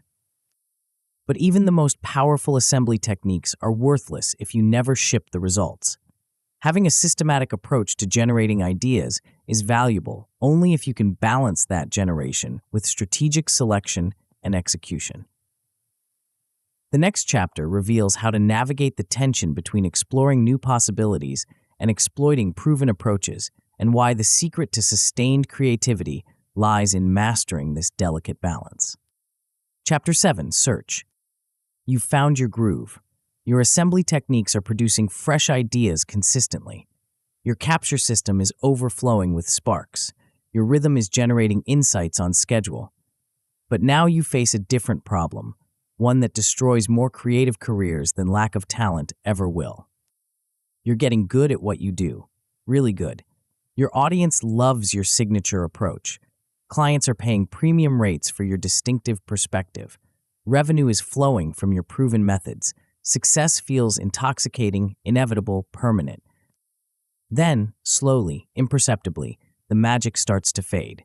Your ideas feel recycled. Your audience grows restless. Competitors copy your approach and execute it faster, cheaper, better. What once felt fresh now feels stale. What once felt distinctive now feels generic. You've become a victim of your own success, trapped in a golden cage of proven methods that no longer produce breakthrough results. This is the search dilemma, the tension between exploiting what works and exploring what might work better. Get the balance wrong, and you either scatter your energy across too many directions or suffocate your creativity through excessive focus. Get it right, and you create a sustainable engine for long-term originality. The exploration-exploitation paradox. Every moment you spend exploring new possibilities is a moment you're not spending on scaling proven successes. Every moment you spend exploiting current advantages is a moment you're not discovering future opportunities. This isn't just a time management problem, it's a fundamental tension that shapes every creative career. Thomas Edison understood this paradox better than perhaps any inventor in history. He ran thousands of experiments, exploring wild possibilities that seemed to have no commercial value. But he also built systematic production processes that could scale successful inventions into profitable businesses. His laboratory wasn't just a place for discovery, it was a machine for balancing exploration with exploitation. Edison's approach was methodical, not random. He allocated specific time and resources to pure exploration, testing materials and techniques that might lead nowhere. But he also dedicated significant capacity to refining and scaling his proven inventions. The light bulb wasn't just a single breakthrough, it was the result of systematic exploration followed by relentless exploitation of what worked. This balance created a sustainable innovation engine that produced breakthrough after breakthrough for decades. Edison didn't just have good ideas, He had a system for generating, testing, and scaling good ideas consistently over time. The staleness trap. Most creators fall into one of two traps. The first is endless exploration, constantly chasing new ideas, new methods, new opportunities without ever developing any of them fully. These creators produce lots of interesting experiments but never build anything substantial. They mistake motion for progress, novelty for value. The second trap is excessive exploitation, finding something that works and riding it until it stops working. These creators become prisoners of their own success, unable to evolve beyond their initial breakthrough. They optimize existing approaches while the world changes around them, eventually becoming irrelevant despite their expertise. Both traps are deadly, but for different reasons. Endless exploration prevents you from building on your successes, while excessive exploitation prevents you from adapting to change. The key is finding the sweet spot between them, enough exploration to stay fresh, enough exploitation to build something meaningful. Netflix demonstrates this balance beautifully. They constantly run A/B tests, exploring new features, interface designs, and recommendation algorithms. But they also scale the features that work, investing heavily in the approaches that drive engagement and retention. They explore systematically while exploiting ruthlessly, creating a platform that feels both familiar and constantly improving. The portfolio principle. The solution to the exploration-exploitation dilemma isn't finding the perfect balance, it's thinking like a portfolio manager. Instead of putting all your creative energy into one approach, you diversify across multiple bets with different risk profiles and time horizons. Some of your creative energy goes into proven approaches that generate reliable results. These are your blue-chip investments, stable, predictable, essential for maintaining your current success. They fund your exploration and provide the foundation for everything else you do. Some energy goes into incremental improvements to existing approaches. These are your growth investments, modest risks with reasonable upside potential. They help you evolve your proven methods without abandoning them entirely. And some energy goes into pure exploration, wild experiments that might fail completely or might transform your entire approach. These are your venture investments, high risk, high potential reward, essential for long-term relevance. The specific allocation depends on your situation, but a rough starting point might be 70% exploitation, 20% incremental improvement, and 10% pure exploration. Adjust based on your results, your market dynamics, and your risk tolerance. The dice roll strategy. Pure exploration can feel overwhelming because the possibilities are infinite. Where do you start? What do you try first? How do you avoid analysis paralysis when every direction seems equally valid or invalid? The answer is controlled randomness. Deliberately introducing chance elements that force you out of your comfort zone without completely abandoning strategy. Think of it as rolling dice, but choosing which dice to roll and which table to play on. Schedule one dice roll experiment each week. 60 to 120 minutes of pure exploration in a direction you wouldn't normally choose. Interview someone from a completely different industry. Try a tool you've never used. Read about a domain you know nothing about. Attend an event outside your usual circles. The key is capping the time investment while maximizing the learning potential. You're not committing to major changes. You're buying cheap options on potentially valuable insights. Most experiments will yield nothing useful, but occasionally you'll discover something that transforms your entire approach. Track your dice rolls systematically. What did you try? What was your hypothesis? What actually happened? Which experiments led to useful insights or new opportunities? This data helps you calibrate your exploration strategy over time, learning which types of randomness produce the best results for your specific context. The kill or scale decision. The hardest part of balancing exploration and exploitation isn't starting experiments, it's ending them. Most creators struggle to kill promising experiments that aren't quite working, and they struggle to scale successful experiments that could become major opportunities.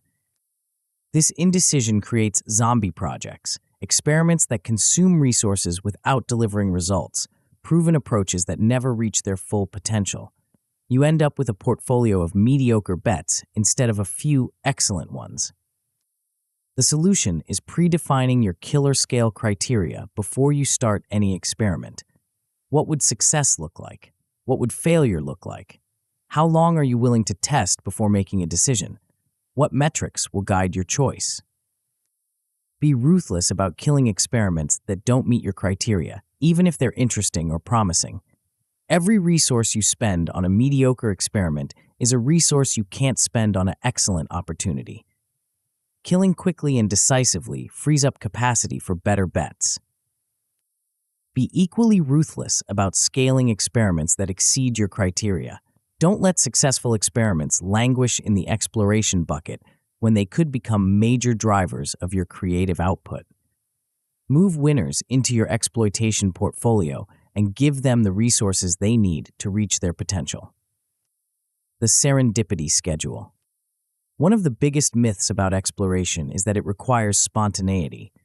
The belief that scheduled exploration is somehow less authentic or effective than random discovery. This myth keeps many creators from exploring systematically, waiting instead for accidental insights that may never come. The reality is that serendipity can be engineered. You can create conditions that make valuable discoveries more likely without predetermining what those discoveries will be. You can schedule randomness without destroying its essential randomness. Build exploration into your regular rhythm. Monday mornings for trying new tools, Wednesday afternoons for interviewing interesting people, Friday evenings for reading outside your field. The specific schedule matters less than the consistency. You're creating regular opportunities for unexpected insights to emerge. This scheduled serendipity compounds over time. Each exploration session increases your surface area for discovery. Each new connection creates potential for future insights. Each experiment teaches you something about what works and what doesn't, improving your exploration strategy. The fresh air protocol. Even the best exploitation strategies eventually hit diminishing returns. What once felt innovative becomes routine. What once generated breakthrough results produces incremental improvements. You need periodic infusions of fresh perspective to prevent your proven approaches from becoming stale. Schedule regular, fresh air sessions, dedicated time to step outside your normal operating patterns and gain new perspective on your work. This might mean working with a different collaborator, presenting to a different audience, or applying your methods to a different problem. The goal isn't to abandon your proven approaches, it's to see them with fresh eyes. Often, the best improvements to existing methods come from outside perspectives that reveal blind spots you've developed through familiarity. These sessions also serve as early warning systems for staleness. If your fresh air sessions consistently reveal problems with your current approaches, it might be time to shift more resources toward exploration. If they confirm that your methods are still effective, you can continue exploiting with confidence. The innovation rhythm. Sustainable creativity requires rhythm, not just in daily work, but in the longer cycles of exploration and exploitation. You can't explore constantly without exhausting yourself, and you can't exploit constantly without becoming stale. You need patterns that alternate between discovery and development over weeks, months, and quarters. Consider organizing your year around quarterly themes. One quarter focused primarily on exploitation, scaling proven approaches, optimizing existing systems, maximizing current opportunities. One quarter focused primarily on exploration, testing new directions, experimenting with different methods, discovering fresh possibilities. This rhythm prevents both traps while ensuring that you're always making progress on multiple fronts. During exploitation quarters, you build on your successes and generate resources for future exploration. During exploration quarters, you discover new possibilities and prevent staleness from setting in. The specific rhythm depends on your situation and preferences, but the principle remains constant, alternate between periods of focused development and periods of open discovery. This creates a sustainable cycle that maintains both momentum and freshness over time. the compound discovery effect. The most powerful aspect of systematic search isn't any individual discovery, it's the compound effect of multiple discoveries over time. Each exploration session increases your knowledge base. Each successful experiment adds to your toolkit. Each failed experiment teaches you something valuable about what doesn't work. This compound effect creates an accelerating advantage over time. Your exploration becomes more efficient because you know where to look and what to avoid. Your exploitation becomes more effective because you have more proven approaches to choose from. Your overall creative output increases not just in quantity, but in quality and distinctiveness. The key is patience and consistency. The compound effect takes time to manifest, but once it does, it creates sustainable competitive advantages that are difficult for others to replicate. Your unique combination of explored territories and exploited successes becomes your creative moat. The meta-search strategy. As you develop skill in balancing exploration and exploitation, you'll start to notice patterns in your own search behavior. Which types of exploration consistently produce valuable insights? Which exploitation strategies generate the best returns? How do your exploration and exploitation cycles interact with each other? This meta-level awareness allows you to optimize your search strategy itself. You're not just exploring and exploiting, you're learning how to explore and exploit more effectively.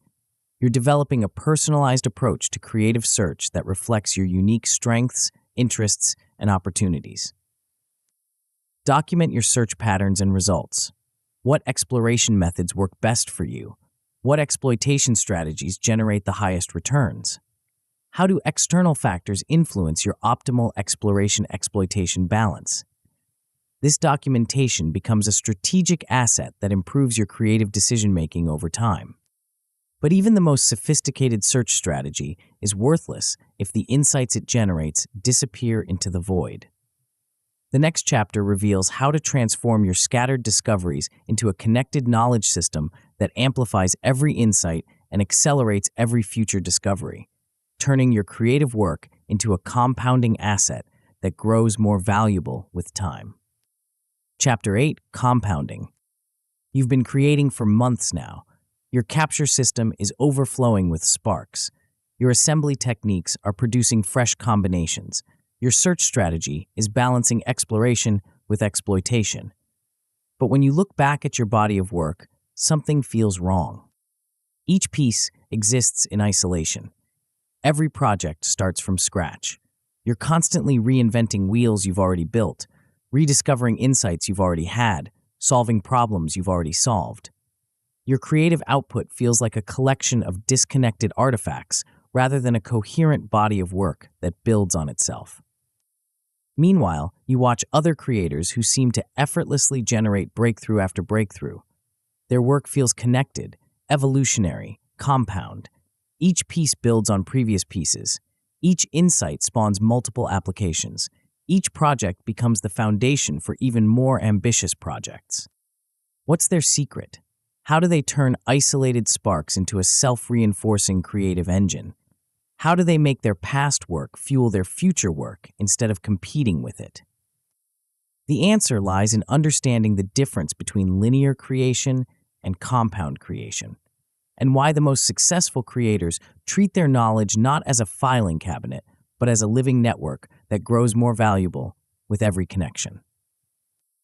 The network effect of ideas. Most people think about knowledge like a library, organized, categorized, stored for future retrieval. But the most creative minds think about knowledge like a city, interconnected, dynamic, constantly generating new possibilities through unexpected collisions between distant neighborhoods. Beethoven understood this intuitively. His sketchbooks weren't just storage devices, they were thinking tools. He would return to old musical fragments months or years later, seeing them with fresh eyes, discovering new possibilities that weren't visible when he first captured them. A simple melody from 1803 might become the foundation for a symphony in 1808, transformed by everything he had learned in the intervening years. This wasn't just recycling, it was compound creativity. Each return to old material created new material. Each connection between distant ideas generated insights that wouldn't have emerged from either idea alone. His knowledge network became a generative system that produced more value over time, not less. Richard Feynman operated the same way. His famous notebooks weren't organized by topic or chronology, they were organized by curiosity. He would jump between physics problems, teaching challenges, and random observations, letting his mind make unexpected connections. A question about why plates wobble when thrown led to insights about electron spin that eventually contributed to his Nobel Prize-winning work. The key insight is that ideas don't just store value, they create value when they interact with other ideas. But this interaction doesn't happen automatically. It requires deliberate design, systematic connection, and regular cultivation. The reconsolidation revolution. Here's something most creators don't know. Every time you revisit a memory, your brain literally rewrites it. Neuroscientists call this memory reconsolidation, and it's one of the most powerful tools for creative thinking that you're probably not using. When you encounter an old note or idea, your brain doesn't just retrieve the original information, it reconstructs it based on everything you've learned since you first captured it. New contexts, fresh experiences, and additional knowledge all influence how you understand and remember the original insight. This means your old notes aren't static archives. They're dynamic resources that become more valuable over time if you engage with them actively. But most creators treat their notes like tombstones, writing them once and never touching them again. They're missing the compound effect that comes from regular reconsolidation. The solution is building reconsolidation into your creative rhythm. Every week, spend 30 minutes revisiting 5 old notes. Don't just read them, rewrite them. Clarify the language, add new connections. Update them based on what you've learned since you first captured them. This isn't busy work, it's compound creativity in action. Each reconsolidation session doesn't just preserve old insights, it generates new ones. The act of rewriting forces you to think through the ideas again, often revealing implications or applications that weren't obvious originally. The atomic architecture. The key to building a compound knowledge system is getting the architecture right from the beginning. Most people create notes that are too big, too complex, too context-dependent to be useful building blocks for future work. Think atomic instead. One clear idea per note, expressed in your own words, with explicit connections to related concepts. These atomic notes become Lego blocks that you can recombine in infinite ways, rather than monolithic sculptures that can only be admired, not repurposed. Each atomic note should be self-contained enough to be understood months later, but connected enough to spark associations with other notes. The title should be a clear claim or question, not a vague topic. The body should be 3 to 5 sentences that capture the essence of the idea without unnecessary context. The links should connect to at least 2 related notes, creating pathways for future exploration. This atomic architecture serves 2 purposes. First, it makes your notes more reusable. Instead of having to dig through long, rambling documents to find useful insights, you have a collection of precise, focused ideas that you can quickly scan and combine. Second, it makes connections more visible. When each note has a clear focus, the relationships between notes become easier to spot and exploit. The latency leverage. One of the most powerful metrics for creative productivity is insight latency, the time from initial spark to shipped artifact. Most creators have no idea what their latency is, which means they can't optimize it. They might have brilliant insights that take months to become finished work, or they might ship quickly, but with shallow thinking. Measuring insight latency reveals bottlenecks in your creative process. Are you slow to capture initial sparks? Do you struggle to develop captured ideas into workable concepts? Do you get stuck in endless revision cycles? Do you hesitate to ship finished work? Once you identify your bottlenecks, you can systematically remove them. If capture is slow, improve your tools and habits. If development is slow, create better assembly techniques. If shipping is slow, set firmer deadlines and lower quality thresholds. The goal isn't just to ship faster, it's to learn faster. Shorter cycles mean more experiments. More experiments mean more feedback. More feedback means faster improvement. Speed becomes a competitive advantage not just in output, but in learning and adaptation. The living archive strategy. Traditional archives are graveyards where information goes to die. Living archives are ecosystems where information goes to evolve. The difference is activity, how often you engage with your stored knowledge and how systematically you create new connections. Build regular graph walks into your routine, scheduled sessions where you explore your knowledge network without a specific goal. Start with a random note and follow 3 links, seeing where they lead. Often, these wandering sessions reveal unexpected connections that spark new projects or solve old problems. Keep a ready-to-ship list that's constantly fed by your knowledge graph. When you discover an interesting cluster of connected notes, add it to the list as a potential article, presentation, or project. This ensures that your graph isn't just a thinking tool, it's a production asset that generates concrete outputs. The living archive becomes more valuable over time because it captures not just individual insights, but the relationships between insights. These relationships often contain the most valuable creative opportunities, the spaces between established ideas where new possibilities emerge.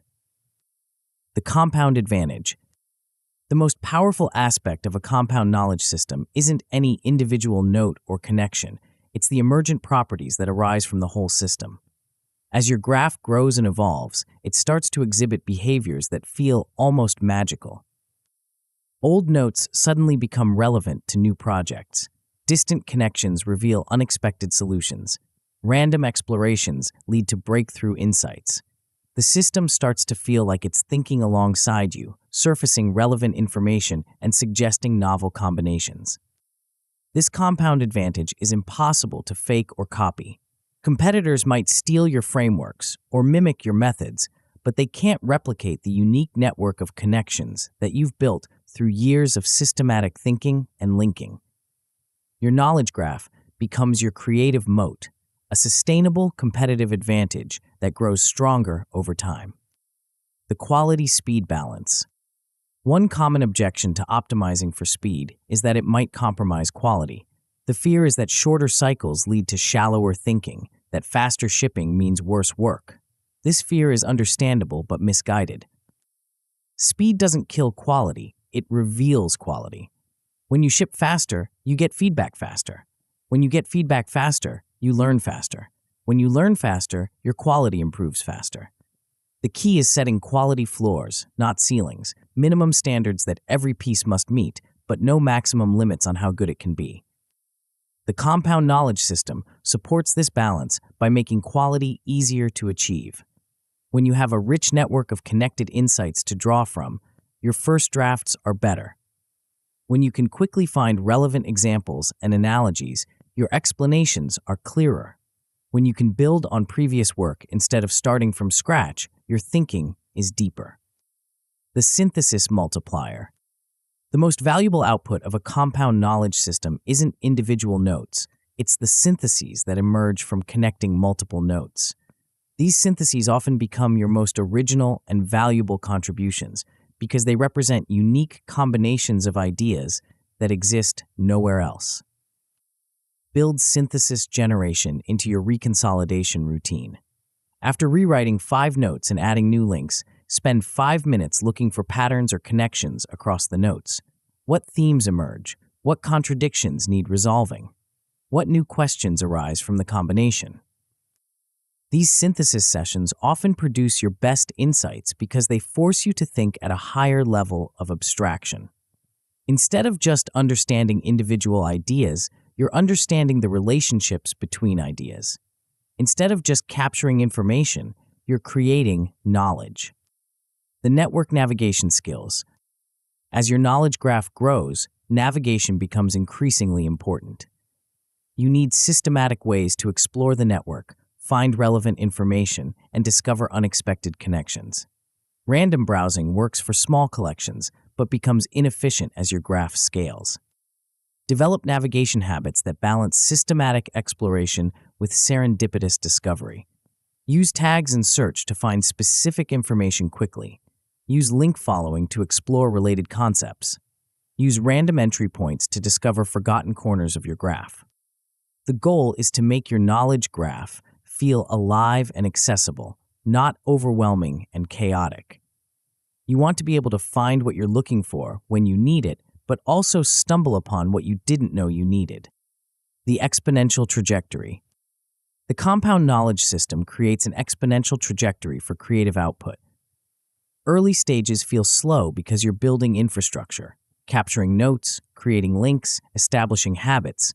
But as the system reaches critical mass, the returns accelerate dramatically. Your first 100 notes might generate 1 useful synthesis. Your next 100 might generate 5. Your next 100 might generate 20. The value doesn't just accumulate, it multiplies because each new note has more existing notes to connect with. This exponential trajectory is why consistency matters more than intensity. Better to add 5 notes per week for a year than 50 notes in 1 month. The compound effect requires time to manifest, but once it does, it creates sustainable advantages that are difficult for others to replicate. But even the most sophisticated knowledge system is worthless if it doesn't integrate with your daily creative practice. The final chapter reveals how to weave all these elements, inputs, rhythms, capture, assembly, search, and compounding, into a seamless personal operating system that makes originality feel inevitable rather than accidental. Chapter 9, Momentum. 6 months from now, you'll be sitting in a meeting when someone asks for your perspective on a complex problem. Without hesitation, you'll offer a framework that connects 3 seemingly unrelated concepts into a compelling solution. The room will go quiet. Someone will ask where that insight came from. You'll smile because you know exactly where it came from, and you know you can generate another one tomorrow. This isn't fantasy. This is what happens when you stop hoping for creativity and start engineering it. When you transform from a consumer who occasionally creates to a creator who systematically compounds. When you build an operating system that makes originality feel inevitable instead of accidental. You now have that operating system. Every component, every connection, every feedback loop. The question isn't whether it works, the question is whether you'll use it. The system integration. You've learned 8 distinct components of creative thinking, but components aren't systems. A pile of car parts isn't a vehicle. A collection of techniques isn't an operating system. The magic happens when everything connects into a seamless loop that feeds itself and accelerates over time. Here's how the integration works. Your curated inputs provide diverse raw materials for synthesis. Your rhythmic schedule creates predictable windows for processing those materials. Your capture system preserves the sparks that emerge during processing. Your assembly techniques transform sparks into refined concepts.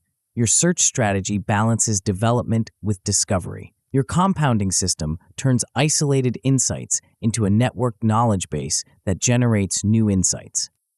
Each component amplifies the others. Better inputs make synthesis easier. Better synthesis makes capture more valuable. Better capture makes assembly more productive. Better assembly makes search more focused. Better search makes compounding more powerful. Better compounding makes inputs more selective and valuable. This isn't just addition, it's multiplication. When the components work together, they create emergent properties that none of them possess individually. You don't just think better, you think differently. You don't just work faster, you work at a different level entirely. The identity transformation. The most profound change isn't in your output, it's in your identity. You stop seeing yourself as someone who occasionally has good ideas and start seeing yourself as someone who systematically generates breakthrough thinking. You stop hoping for inspiration and start engineering it. You stop depending on luck and start creating your own creative luck. This identity shift changes everything. When you know you can generate insights on demand, you take bigger creative risks. When you trust your system to produce results, you commit to ambitious deadlines. When you understand that originality is a skill, not a gift, you invest in developing that skill systematically. The shift also changes how others see you. They start coming to you for fresh perspectives. They begin expecting you to have interesting takes on complex problems. They assume you'll see angles they've missed. Your reputation becomes self-reinforcing. People bring you better problems, which generate better insights, which enhance your reputation further. The relationship revolution. Systematic creativity doesn't just improve your work, it transforms your relationships. When you can deliver original thinking consistently, you become more valuable to teams, partners, and clients.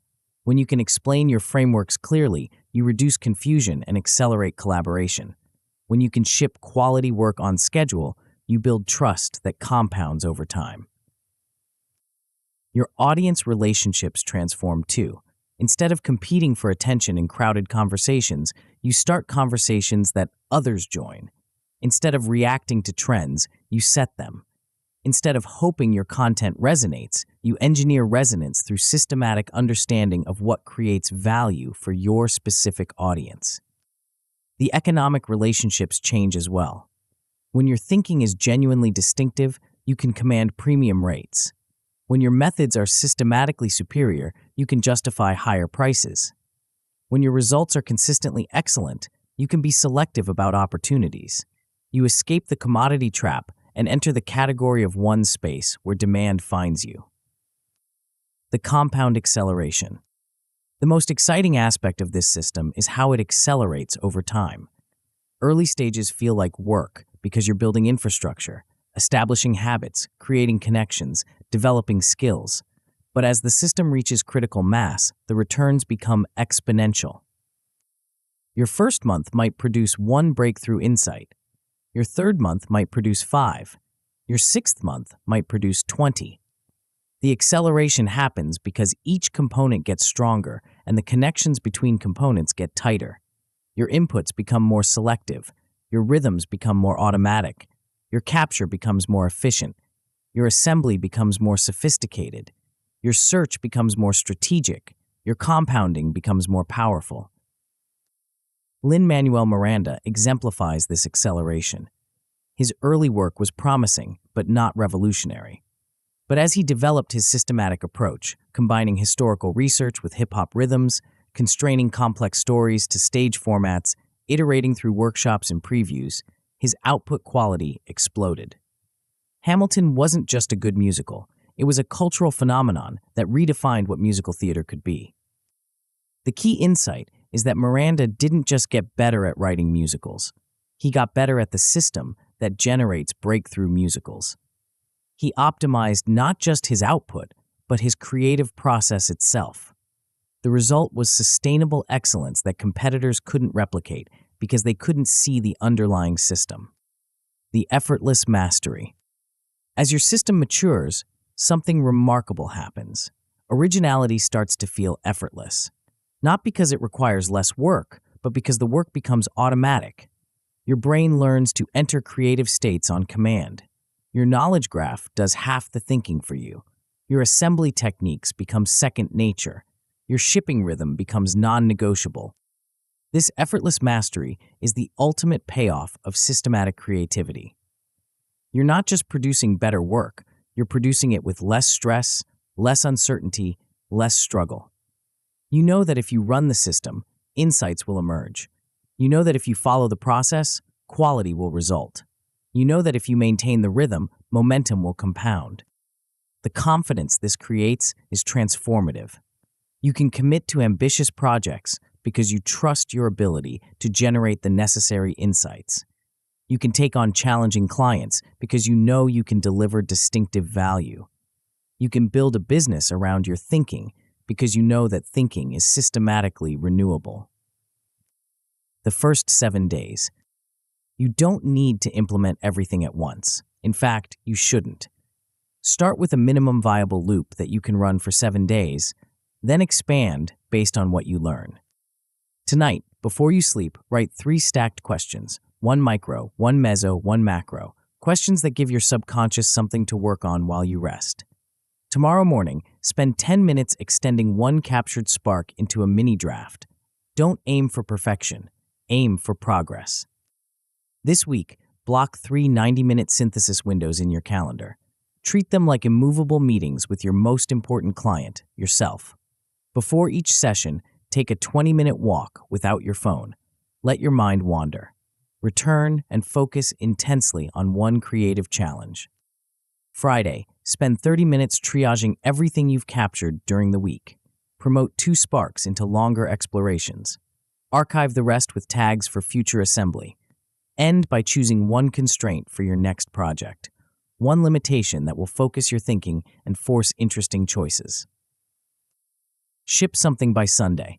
Not something perfect, something real. A short essay, a framework sketch, a recorded explanation of an idea. The specific format matters less than the act of shipping. You're training yourself to move from spark to artifact quickly and consistently. The permission paradox. You don't need permission to start thinking originally. You don't need credentials to have breakthrough insights. You don't need approval to ship distinctive work. The only thing you need is the willingness to run a system that makes originality systematic instead of accidental. Most people wait for permission that never comes. They wait to feel ready, to have more experience, to gain more knowledge, to find the perfect moment. They treat creativity like a mystical gift that might be bestowed upon them if they're worthy enough. But creativity isn't a gift, it's a skill. And like any skill, it improves through deliberate practice, systematic feedback, and consistent application. You don't need to be chosen, you need to choose yourself. You don't need to be inspired, you need to be systematic. The system you've learned in this book is your permission slip. It's proof that originality can be engineered, that breakthrough thinking can be scheduled, that distinctive work can be produced on demand. You have everything you need to start.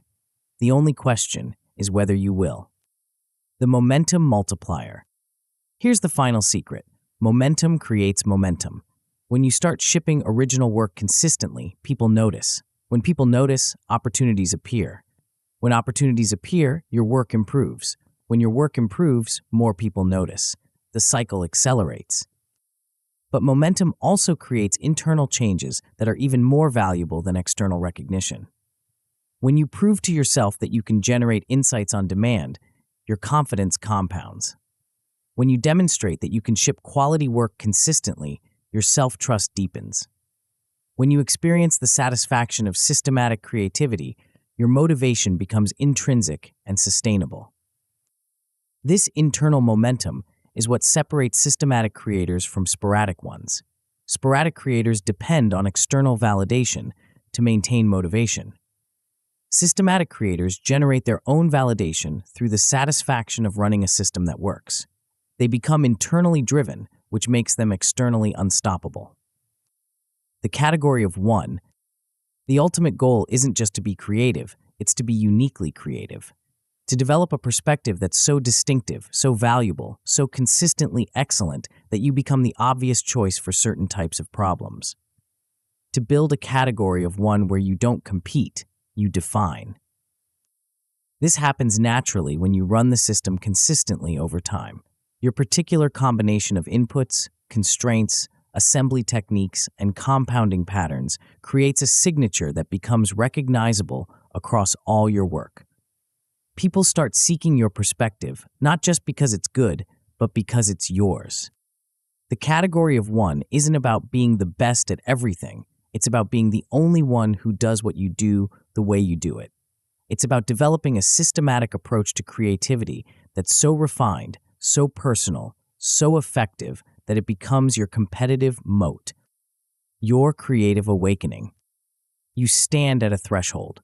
Behind you is the old way, hoping for inspiration, waiting for lightning, depending on luck. Ahead of you is the new way, engineering insights, scheduling breakthroughs, systematically generating the distinctive thinking that creates lasting value. The choice is yours. You can close this book and return to the feast or famine cycle of sporadic creativity. You can continue consuming other people's ideas while producing little of your own. You can keep waiting for the perfect moment, the perfect idea, the perfect conditions. Or you can start today. You can run the system for 7 days and watch what happens. You can prove to yourself that originality is a skill, not a gift. You can begin the transformation from consumer to creator, from hoping to engineering, from accidental to systematic. The world doesn't need another consumer of content. It needs creators of value. It needs your perspective, your insights, your unique combination of experiences and ideas. But first, you need to give yourself permission to think originally, and the system to make that thinking systematic, sustainable, and increasingly effortless. Your creative awakening begins now, not when you feel ready, not when conditions are perfect, not when you have more time, more knowledge, more confidence. Now. Run the system, trust the process, ship the work. Watch as originality transforms from an occasional accident into an inevitable outcome of systematic thinking. The age of hoping for creativity is over. The age of engineering it has begun. Welcome to your new creative life.